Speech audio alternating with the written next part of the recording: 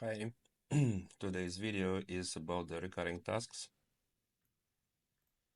I want to show how to put it inside the schedule. So we go to the task tab and just add recurring task. Let's say weekly meetings. Here we need to put it either at weekly, monthly, or yearly, or daily. So it's occur every 1 week or 2 weeks, and which day of the week we need this meeting. Let's say on Monday. Here we put the date of the start and the date of the end of this recurring tasks. Let's say it's end of the project. And okay, now you see that it's added one task with a lot of subtasks. And at the left side you can see the circle showing that it's a recurring task.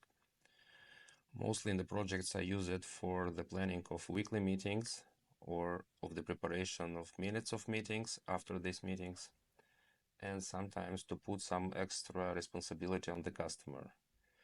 Also, it's useful if you put the resources of your team. It's useful to calculate the cost of the project. Let's say we want to put some responsibility on the customer. Then we just copy paste and we double click here and we put minutes of meeting preparation. Let's say if in our contract it's responsibility of the customer, we want to put it on him. And in the resource field, we can use customer. Also, I would like to copy this. This is Ctrl D. So now we see that it's a responsibility of the customer.